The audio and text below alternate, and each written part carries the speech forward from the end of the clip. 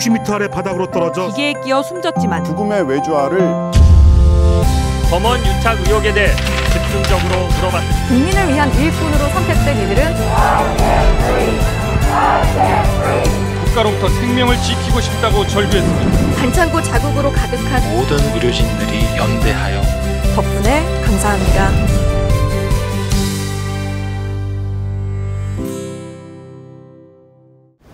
시청자 여러분 안녕하십니까. 푸이한 양방향 소통 유튜브 라이브 뉴스프리 데스크의 아나운서 김민호입니다. 안녕하세요. 성지원 기자입니다.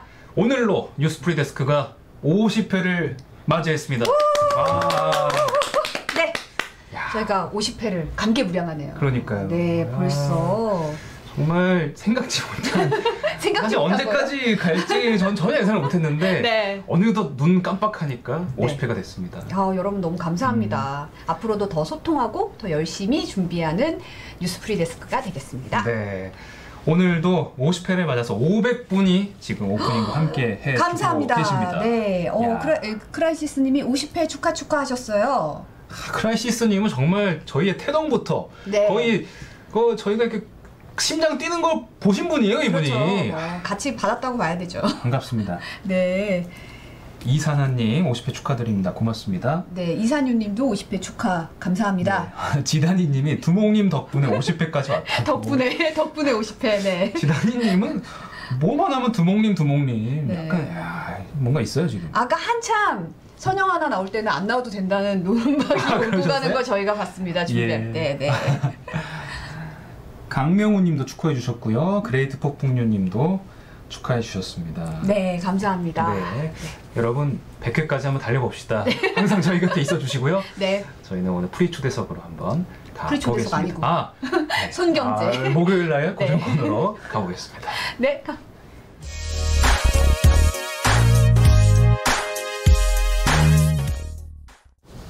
네, 프리 초대석 아니죠. 이선영 아나운서의 손경제 시간입니다. 네. 반갑습니다. 반갑습니다. 네. 저도 제가 이렇게 매주 나오게 될지 몰랐네요. 역사적인 순간에 함께하는 진짜 사람 이름 몰라요. 네. 자, 오늘도 땀나게 찾아온 첫 번째 아이템은 뭔가요? 이게 약간 지겹기는 해. 또 코로나 얘기긴 한데요. 네. 오늘 2차 긴급재난지원 관련된 4차 추경안이 확정이 됐습니다. 그래서 이 내용 좀 자세하게 살펴보려고. 네, 오전에 비상경제회의가 열렸죠. 저희가 영상으로도 가져왔는데요. 함께 보시고 이야기 나눠보겠습니다. 네. 오늘 오전 비상경제회의를 주재한 문재인 대통령은 코로나 재확산에 따른 경제활동 위축으로 추가적인 대책이 불가피했음을 강조했습니다. 그러면서 긴급 대책 차원의 4차 추경을 7조 8천억 원 규모로 편성했다고 밝혔습니다. 피해 맞춤형 재난지원 성격의 추경입니다. 우선 코로나 재확산의 직격탄을 맞고 있는 소상공인과 자영업자들을 집중 지원하겠습니다. 국민들께서도 더 어렵고 더 취약한 이웃들을 먼저 돕기 위한 이번 추경을 연대의 마음으로 이해해 주시기 바랍니다. 네. 홍남기 경제부총리도 이번 그 추경안에 대해서 선별보다는 집중이고 또 맞춤에 편성을 했다 이렇게 밝혔는데 그럼 정확히 어떤 분들에게 혜택이 돌아가는 건가요? 이게 좀 간단진 않아서요. 그래픽을 보시면서 같이 한번 이야기를 해보죠. 일단 총 7조 8천억 원 규모의 예산이고요. 이 중에서 이제 가장 많은 부분인 3조 8천억 원이 우선 소상공인 그리고 영세 자영업자에게 지원이 됩니다. 또 이제 1조 4천억 원 정도는 프리랜서 등 특수고용 노동자 또 장기 취업준비생들 정말 어렵잖아요. 그래서 이분들을 위해서 쓰이고 나머지 2조 6천억 원을 가지고 이제 저소득층 또 돌봄이 필요한 가정 또 통신비 등으로 지원이 될 예정입니다. 네. 이번 지원의 핵심이 사회적 거리두기 강화로 인해서 피해를 보신 그 소상공인 지원이 사실 핵심이잖아요. 네, 맞아요. 얼마나 구체적으로 지원을 받을 수 있는 건가요? 그래서 이 부분이 오늘 구체적으로 확정이 됐거든요. 네네. 그래픽 보시면서 다시 한번 설명드리겠습니다. 네. 그래서 일단 일반 업종의 경우에 코로나19 재확산 이후 매출이 감소한 연매출 4억 원 이하 업주가 총 한 243만 명 정도로 추산이 되는데요. 이분들한테 일단 100만 원씩 지원이 됩니다. 그래서 뭐 유흥업소나 단란주점 외에는 거의 모든 영세사업자가 지원 대상이 될 것 같고요. 그래서 이 중에서 왜 정부가 집합 금지 업종이라고 해서 PC방이나 뭐 노래방 여기는 아예 영업 못하게 했었잖아요. 그렇죠. 금지됐죠. 이분들 피해는 좀 컸다 해서 추가로 100만 원을 지원하게 됩니다. 총 200만 원을 받는 거죠? 네, 그래서 한 15만 명 정도가 해당이 될 것 같고요. 네. 집합 금지는 아니지만 뭐 9시 이후로는 영업에 좀 제한을 받았던 집합 제한 업종이 있잖아요. 네. 음식점, 뭐 커피 전문점 이런 이제 영업 시간 제한을 받았던 업종에게 50만 원 추가로 이렇게 지원을 하기로 했습니다. 그래서 150만 원? 네. 그리고 이 집합 금지, 집합 제한 업종 같은 경우에는 매출 규모나 감소에 상관없이 지원하기로 해서 모두 지원을 일단 받을 수 있을 것 같고요. 네. 또 사실 버티지 못하고 폐업하신 분들도 있잖아요. 네네. 그래서 이분들한테는 좀 이제 재창업할 때 도움이 됐으면 하는 그런 취지로 50만 원 지원이 된다고 합니다. 네. 네.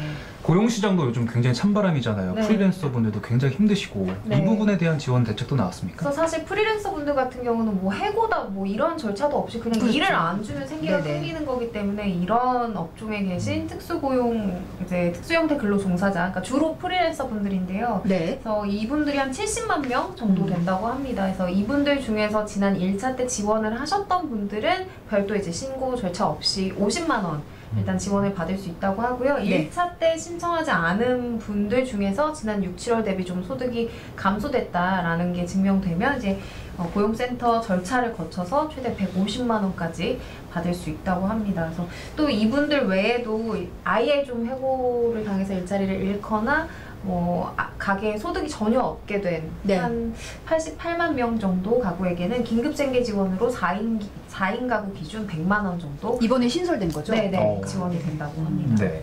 이제 사실은 이제 문제는 타이밍이거든요. 다들 너무 힘든 시기니까 언제쯤 지급이 가능할까요? 그러니까 사실 좀 빠르면 빠를수록 좋잖아요. 네네. 근데 오늘 이제 국무회의 의결 거쳐서 국회로 가게 됐는데 오늘 이제 이낙연 더불어민주당 대표 그리고 김종인 국민의힘 비상대책위원장이 오찬 회동에서 이게 지금 너무 급한 사안이다. 그러니까 추석 전에 좀 지급이 되게끔 우리가 힘을 모으자 하고 이제 여야 대표끼리 일단 의견 일치를 봤습니다. 그래서 이게 현실적으로 가능한가에 대해서는 뭐 왈가왈부 아직까지 이야기가 있습니다만 어쨌든 추석 전에 지급할 수 있게끔 노력을 한다고 하니까요. 좀 지켜봐야 될 것 같아요. 문재인 대통령도 그 비공개 토론에서 계속 신속이란 말을 굉장히 강조해서 매번 얘기를 했다고 들었거든요. 네. 그럼 지금 속도를 내고 있고 홍남기 부총리도 어쨌든 지급을 목표로 굉장히 다 준비를 하고 있다고 하니까 좀 지켜봐야 될 것 같고 좀 좋은 소식이 빨리 들렸으면 그러게요. 좋겠다는 마음이 네. 좀 들어요. 맞습니다.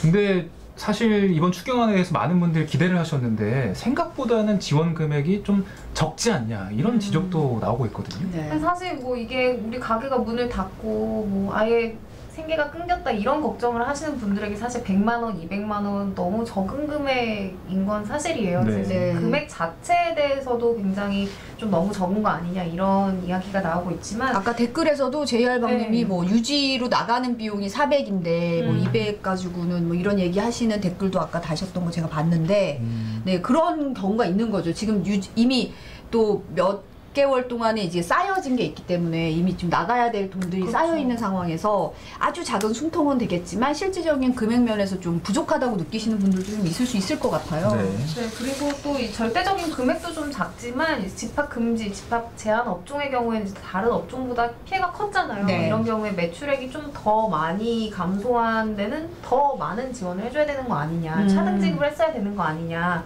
이런 지적도 있고 또 사실 이 지원금에 대해서 이제 정부가 작년 과세 기준으로 이제 알아서 지급을 하겠다라고 했는데 그러면 올해 신규 창업한 사람들은 작년에 세금 낸 기록이 없는데 서류가 없으니까. 네, 그러면은 올해 손해를 입증하지 못해서 그럼 우리 못 받는 거 아니냐 네. 이런 우려도 있는 상황입니다. 네.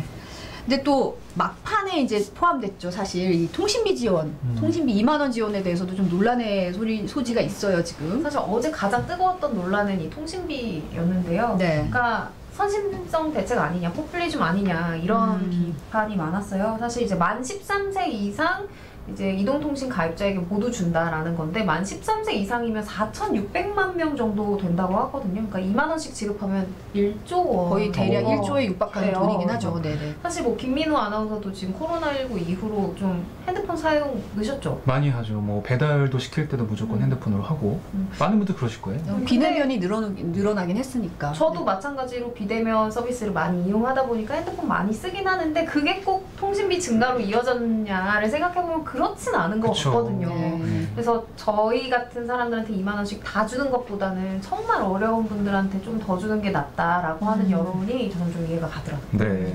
아무튼 이번 긴급 재난 지원 좀 어려운 분들에게 도움이 되는 방향으로 진행이 됐으면 좋겠고, 그리고 혹시 이것 때문에 뭐 좀 우리 경제도 살아났으면 좋겠다는 그런 바람을 가져보겠습니다. 네네. 자, 그럼 다음 소식을 한번 넘어가 볼까요? 네. 이제 추석이 정말 얼마 남지 않았어요. 매번 이렇게 무거운 소식을 전해야 해서 이 명절을 앞두고 기분이 막 이렇게 방방 뜨지만은 않는데 네. 또 이제 추석 명절상 얘기인데 좋은 얘기만 할 수는 없을 것 같습니다. 매년 나오는 얘기긴 해요. 추석 네. 명절상이 올해 또 비용이 올랐다라는 얘기를 매년 하는데 올해는 좀 정말 심각한 것 같습니다. 네. 사실 기후가 뭐 장마도 유난스럽고 또 태풍도 연달아 오면서 농부들이 피해를 많이 입으셨거든요. 지금 보니까 배추값이 금배추예요. 금배추. 지금 김치전은 사치 중에 사치인 거예요. 왜냐면 오늘자 기준으로 제가 농산물 유통 정보를 찾아보니까 배추 한 포기 가격이 놀라지 마세요. 10,000원이에요. 10,000원. 진짜 그러니까 비싸네요. 한 포기에 10,000원인 거예요. 평소에는 얼마 정도? 그러니까 작년에 기준으로 보면 작년에 한 절반 가격이죠. 4,000~5,000원 정도 했으면 지금은 거의 2배가 넘는 가격이 형성돼 있거든요. 그래서 김치찌개 먹고 싶다, 김치전 먹고 싶다가 굉장히 호사스러운 아이템이 그러게요. 될 수밖에 없는 지금 상황입니다. 네. 그래서 이제 얼마나 좀 추석 차례상 준비 비용이 올랐는지 한번 그래픽 네. 보시면요. 이제 지난 8일 가격 조사 기관인 한국물가정보에서 조사를 했는데 올해 4인 가족 기준 차례상 비용이 전통시장의 경우에는 27만 500원, 대형마트는 40만 4,730원으로 나타났다고 합니다. 이게 얼마나 는 거냐면 이제 대형마트의 경우에는 8만 270원 정도가 한 24.7%나 올랐고요. 네.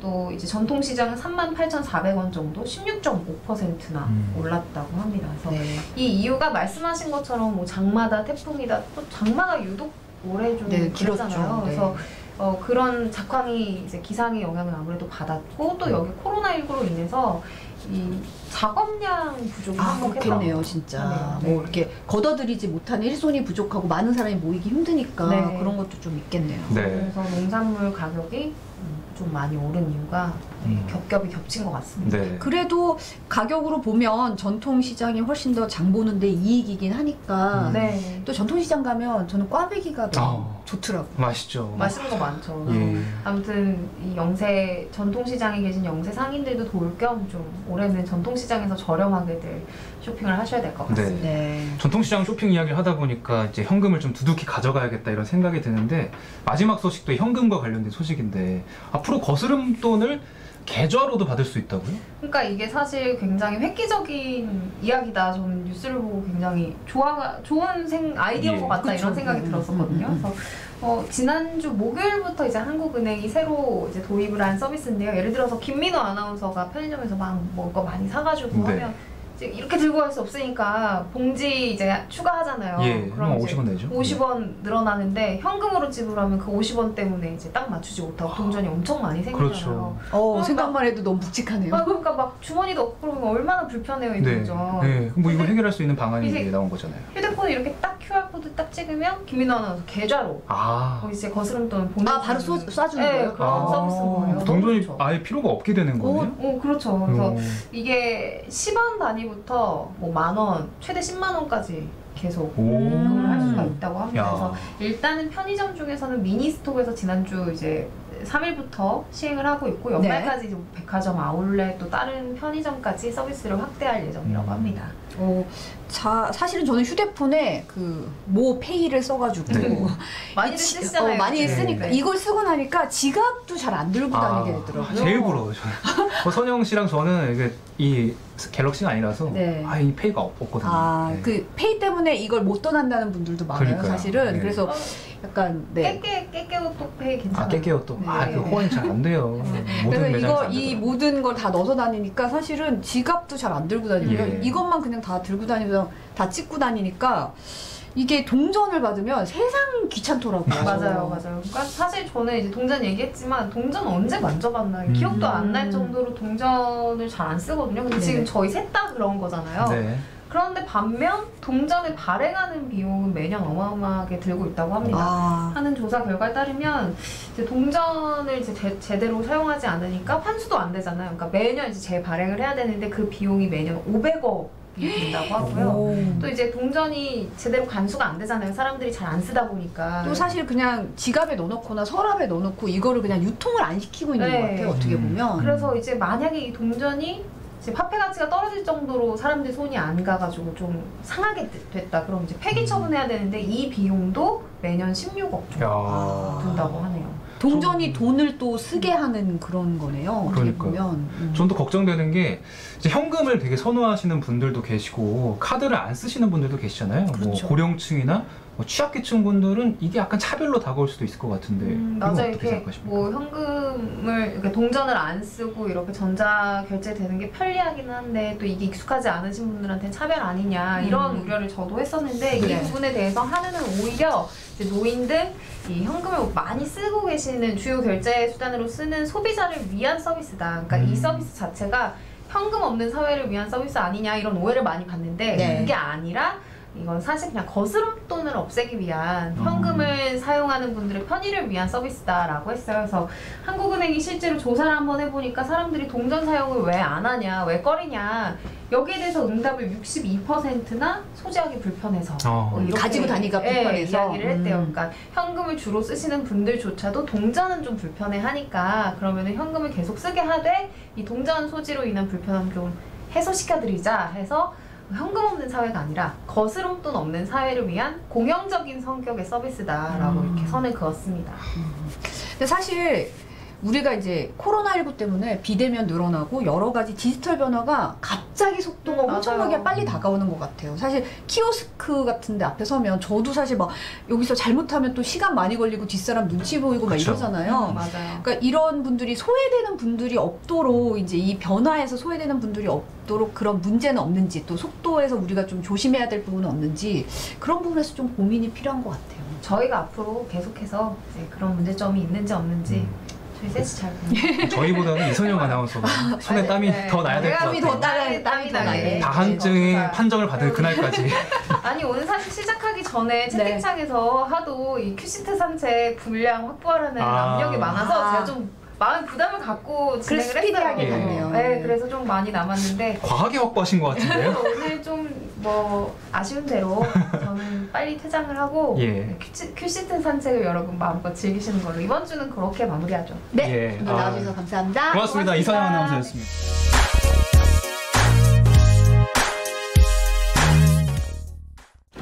네, 생각보다 이른 산책을 하게 됐습니다. 큐시트 산책 노재필 기자 등장하셨습니다. 안녕하십니까. 반갑습니다. 이름표는 살짝. 네. 벌써 50번째 산책이신데. 그러네요. 기획자로서 소감이 좀 어떠십니까? 저는 뭐 당연히 올 줄 알았고 아까 어떤 분이 이제 500회 되면은 북한에서 정모하자고 하셨는데 500회 되면 몇 년이 있어야 되는 거죠? 500회 그때는 코로나가 좀 종식이 됐을 것 같아요. 그럼 좀 자유롭게 이 판 없이 북한에서 좀 얘기를 정모하시는 걸로 하겠습니다. 산악회에 뭐 소속되어 있거나 그러진 않아요? 저는 혼자 주로 등산하기 때문에 오늘 제가 그 소식도 갖고 왔는데 네네. 자, 뭐 질문 하나 던지셔야죠. 네. 오늘 큐시트 첫인상은 어떤가요? 생각 안 해봤어요. 생각 안 해봤는데 왜 질문하러 한 거예요, 그러면? 항상 하시니까. 네.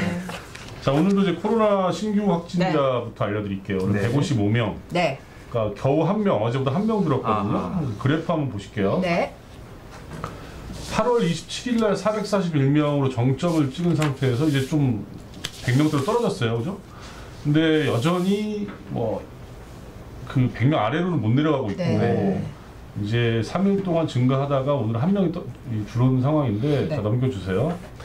그러니까 이게 뭐 방역당국은 이렇게 얘기해요. 안정세에 접어든 건 맞다.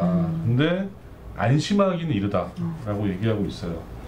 그 뭐 이제 오늘 같은 경우도 이제 국내 감염이 대부분 141명이고 그다음에 뭐 수도권도 이제 98명이나 나왔고 그 휴대폰 통화량을 가지고 이제 이동량을 분석을 하잖아요. 근데 우리가 이제 지난 3주를 보면 첫 번째 주말은 그 전보다 한 25% 정도 감소를 했다고 그래요. 근데 그 지난주 또 약간 올랐대요. 2~3% 정도 올랐다고 그래서 아직 이게 이제 한 40% 정도까지 떨어져야 된다고 합니다. 이 주는 양이. 네네. 아직 이제 그 단계까지는 아니라고 하고. 자, 두 번째 가져온 소식을 보시면 그 세브란스 신촌 세브란스 병원에서 17명이 확진이 됐어요. 네. 재활병원에 있는 네. 그 71병동에서 확진이 나왔는데 간호사, 환자 뭐 이런 분들이고 최초에 감염되신 분은 그 조리실에 있는 그 직원이라고 그래요. 네. 업체 직원인데 협력업체 직원. 그래서 이제 지금은 이제 직원들을 다 교체해서 하고 있는데 이제 그 병원 자체가 지금 이제 코호트 격리라고 하죠. 이제 거기를 다 출입을 막고 이제 네. 역학 조사하는 상황인데. 네. 사실 뭐 우리가 가장 우려하는 부분이 의료진들의 감염이에요. 맞습니다. 병원 지금 이제 의료진들이 감염되고 병원이 코호트 격리가 돼버리면 다른 환자가 발생을 해도 사실은 뭐 수용할 수가 없잖아요. 수용도 안 되고 또 거기 환자들이 그렇죠. 기저질환이 있는 분들이 많기 때문에 네. 병에 걸리면 굉장히 또 맞습니다. 위험하잖아요. 맞습니다. 중증으로 갈 수도 있는 확률도 높고. 그래서 지금 저희가 이 뉴스를 이제 오늘 비중 있게 보도할 텐데 네. 추가로 이제 감염이 확산될 가능성도 있어서 네, 굉장히 네. 우려스러운 상황이거든요. 또 워낙 또 이제 유동인구가 많잖아요. 이런 세브란스나 이런 병원들은. 자, 공부 가는 사람이 많으니까. 그렇죠. 자, 그리고 이제 산악회 아까 네. 얘기하셨는데 산악회가 지금 코로나19의 진원지가 되고 있어요. 아니 근데 산에 가면 야외니까 좀 낫다고 그래서 산으로 많이 가시는 거 아니죠? 네. 저도 등산 좋아하는데 그 온라인 산악회라고 있어요. 그러니까 뭐 카페처럼 가입을 해가지고 이렇게 아 그렇죠. 네네네. 뭐 많은 데는 한 3, 4만 명 정도 되는 그 회원들이 있는데 그분들이 이제 일정을 계속 올려요. 그래서 이제 뭐 한 몇십 명씩 10명, 뭐 20명 이렇게 해서 가는데 문제는 등산을 하고 나서 이제 식사를 하잖아요. 뒤풀이. 뒤풀이가 또 핵심이죠. 그렇네요. 그러니까 등산하고 그러니까 사실은 산을 타는 목적보다는 끝나고 이제 한잔 하시려는 분들도 계시고. 그렇죠. 그런 분들이 좀 많죠. 예. 네. 그래서 이제 산악회발 확진자가 나온 건지 며칠 됐거든요. 네. 며칠 됐는데 대부분 이제 그 끝나고 뒤풀이를 같이 했던 그 공간에서 이제 감염이 됐는데 네. 이게 이제 홍성으로 번졌어요. 홍성. 충남 홍성에 그 8명의 친인척들이 이제 감염이 됐는데 그 50대 여성 한 분이 이제 산악회를 활동을 하시고 이제 그 뒤풀이까지 하신 분이 감염이 됐는데 감염된 걸 모르고 확진 판정 나오기 전에 홍성에 있는 언니를 만나러 간 거예요. 그래서 친인척 분들이 네. 다 또 그래서 이제 뭐 아기도 걸리고 뭐 해가지고 뭐 어린이집하고 뭐 유치원, 뭐 초등학교 이런 데 한 180명 가까이가 지금 검사 대상이라고 합니다. 아이고. 근데 저 같은 경우도 이제 산을 가는데 저는 뭐 대부분 혼자 가거든요, 대부분. 네. 근데 이제 요새 산에 가면 에티켓이 있어요. 뭡니까? 뭐냐면 가급적이 마스크 쓰고 하시는 분들이 또 상당수 있고, 근데 산에서 이제 등산로가 좁잖아요. 그렇죠. 네. 그럼 이제 제가 올라갈 때 누군가 내려오잖아요. 예. 그럼 이게 스칠 수가 있잖아요. 예. 그래서 이제 기다려요. 내려오게 살짝 피해서 그분들 지나갈 때까지 기다리는데 그분들이 내려갈 때 그 몸을 돌리고 대면은 하지 않게. 노재택 라면- 기자가 몸을 돌립니까? 서로 저도 돌리고 다른 분 돌려요. 그러니까 은연중에 그게 에티켓이 되거든요. 에티켓이 됐어요. 그런 에티켓이 있어서 원래는 산을 오를 때 얼마 남았어요? 그럼 얼마 안 남았어, 맞아요. 얼마 안 남았어 이러고 소통도 좀만 하고 남았어, 막. 좀만 남았어 그러고 예. 왜 이렇게 서로 한 마디씩 이렇게 덕담 주고받는 게 약간 에티켓이잖아요. 근데 그런 말을 안 해요. 이제 그럴 그러니까 수가 뭐 없네요. 정상 얼마 남았어 이런 얘기 안 하고 그냥 이렇게 내려오면 내려올 때 저는 이렇게 뒤로 돌려서 숨어 있어요. 그분들 내려간 다음에 올라가고 이런 식으로 이제. 근데 저는 항상 궁금했어요. 네. 정상 얼마 남았어요? 그러면 한 사람도 얼마 안 남았다고 그러지 많이 남았다고 얘기한 사람이 없더라고요. 맞아요. 1시간 넘게 남았는데 예. 그때 나중에 올라가면 그때 나보고 조금 남았다는 사람은 대체 왜 이러는 거야? 이런 생각이 다시는 안 만날 사이니까 그냥 막 던지는 것 같아요. 약간 그런 배신감이 상황에서는. 드는데 힘내서 올라가라고 이제 그렇게 얘기하는 거죠. 그렇죠. 응원하는 네, 거죠. 많이 남았다면 도로 내려갈 거니까. 저희가 오늘 또 단독 기사가 준비돼 있어요. 네. 그러니까 그 사랑제일 교회하고 광화문 집회의 연결고리가 과연 무엇이냐. 그러니까 사실 이제 몇 명이 그러니까 방역 당국의 이제 조사 결과를 저희가 입수를 했는데 네네. 그 사랑제일교회에 있는 신도 중에서 한 540명 정도가 이제 집회에 참석을 했고 네. 그 중에 14%인 78명이 코로나 확진 판정을 받았대요. 그러니까 사실 이제 그 사랑제일교회에서 계속 그런 얘기를 했잖아요. 왜 우리한테 책임을 떠넘기냐. 뭐 그랬는데 사실은 그 연결고리가 있었던 거죠. 그러니까 선후 관계가 먼저 사랑제일교회에서 네. 감염이 되고 그렇죠. 광화문 집회에서 이제 퍼졌다는 그 연결 그 선후 관계가 그게 좀 있는 거죠. 입증이 된 네, 거죠. 네, 네.